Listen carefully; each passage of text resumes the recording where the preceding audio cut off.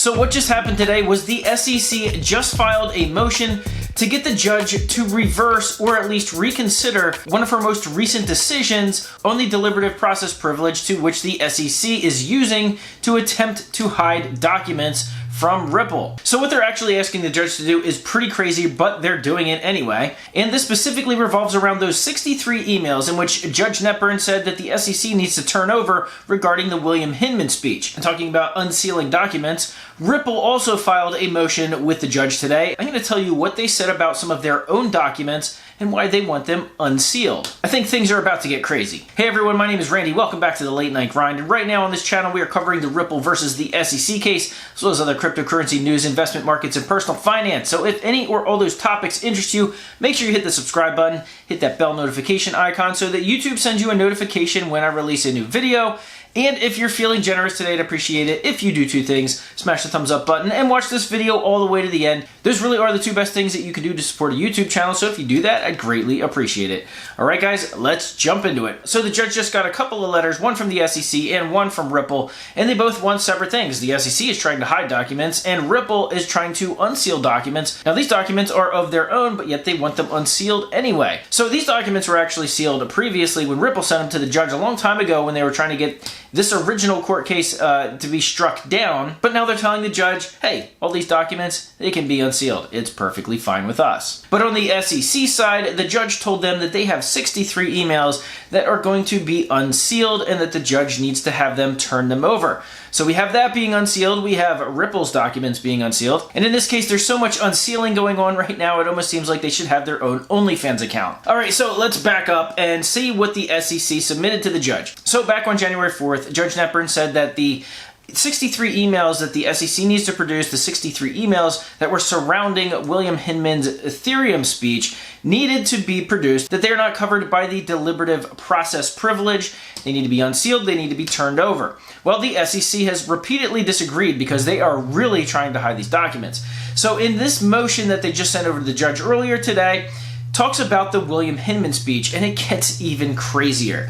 The SEC is doing their best impression of a cryptocurrency. They're trying to be multiple things at once. It's ridiculous. So here's what they're claiming. They're now claiming that the William Hinman speech, you know, the William Hinman speech that William Hinman said was his own opinion. In fact, he said this in a deposition. He signed an affidavit saying that this was his position. And even some of the SEC's documents said it was his opinion when they were trying to hide William Hinman from being deposed by Ripple last year earlier in the case. But now it seems like they're changing their tune and they're saying, well, that speech was really guidance. That was really SEC's guidance. Well, at least they've tried to make that argument before. In this particular motion, they're now trying to say that that speech wasn't William Hinman's opinion, it was actually the corporate finance division's guidance, not the SEC's. So I've been reading on Twitter what a lot of people are now saying about it, and some people are saying the SEC is preparing to throw William Hinman under the bus.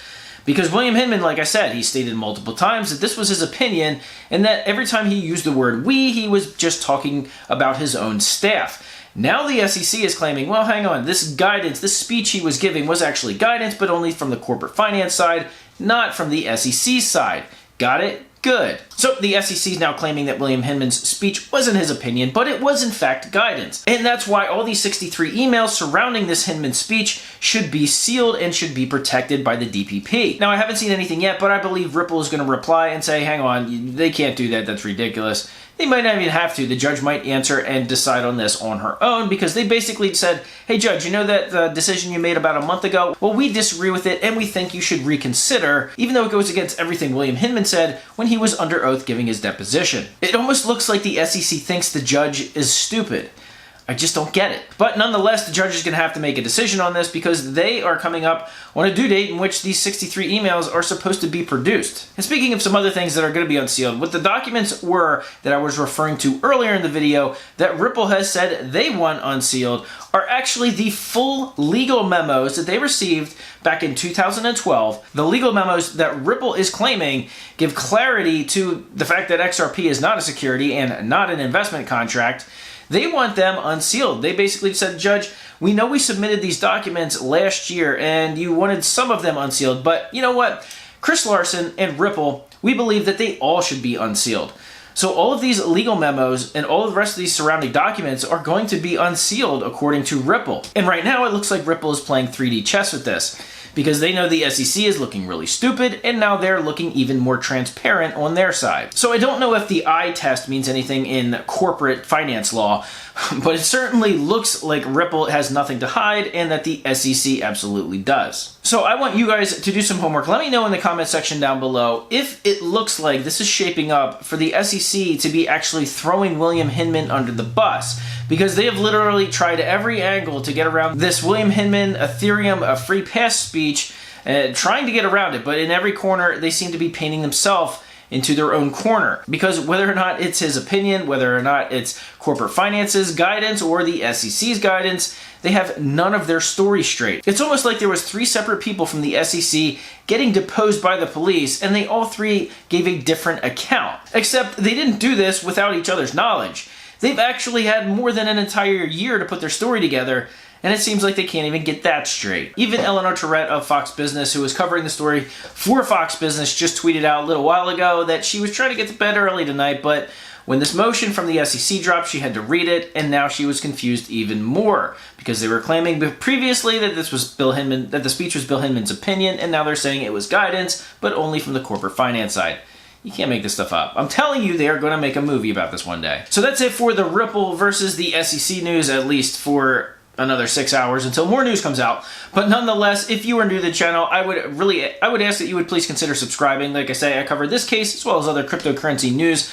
And you might want to pay attention to my next video, because I'm going to be talking about another piece of news that came out from the United States government enacting somebody to watch over crypto or investigate crypto, and it doesn't sound that great. So if you want to hear more about that one, you're going to want to make sure that you are subscribed to the Late Night Grind YouTube channel with those bell notifications turned on. Also, if you have not yet, go ahead and follow me on Twitter. I post a link in the description below to my Twitter profile. You can go and follow me there, because what I do is retweet a lot of the information that I'm talking about, specifically from attorney Jeremy Hogan, attorney James K. Filan, who are very much on top of this case on Twitter, discussing the documents that come out, forwarding the actual documents that come out.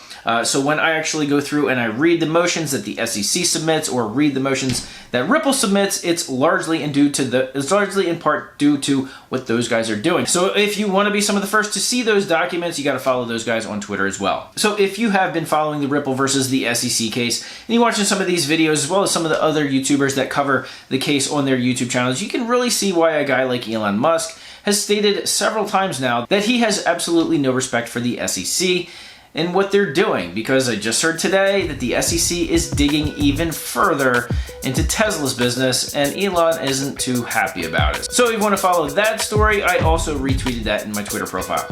Alright guys, that's going to be it for today's video. I really appreciate you watching all the way to the end, I really do. And of course, giving it a big thumbs up. And as always, I'll see you guys on the next video.